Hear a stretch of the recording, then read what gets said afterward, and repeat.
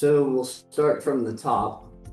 Generally, the unlimited division is the unlimited division. The rule read on that is probably maybe 4 sentences, so it's pretty well wide open division. Those cars are exotic.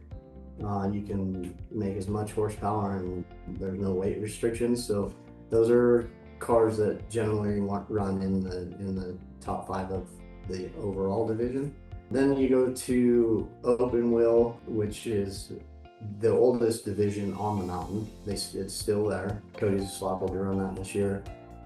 And those cars are top 10 cars, most of them. They do have weight to cubic inch rules. And then they have some aero rules that tires have to be exposed and so on.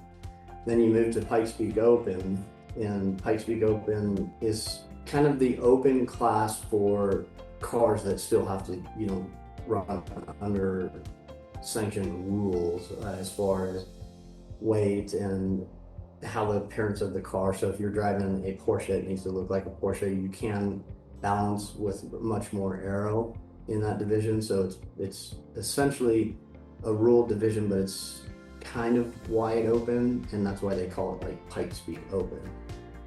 It's a fitment for a lot of different cars to be able to enter into the race. It is the largest division, and you'll see like Romain's in that with the electric Ford, and Jeff's Ward. There's just a handful, lots of handfuls of very good drivers, and not any of the same cars typically. You'll have a big variety to view in the Pikes Peak Open, and those top tier drivers in that division will be top 10 or top 15 vehicles. Then we move to the GT4 division, and we've talked about that. That's SRO ruled, and this year there's an Aston Martin, Ford Performance Mustang, and then 3 club sports like this club. It's next to me. Then you move to exhibition. Exhibition is sort of like unlimited. There's not a huge rule sanction on that division, but exhibition generally is going to be your vehicles that are maybe manufactured vehicles, like the electric CRVs that they kind of generally fit into the exhibition. And then Time Attack 1 is a very, very neat division. It's similar to the GT4.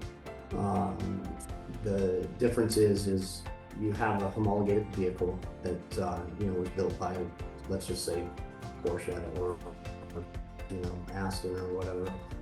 And then you can add some aero, but it is a homologated VIN vehicle. That division is generally very tight. I've raced in that division 3 years, and they ended up second 3 out of 3.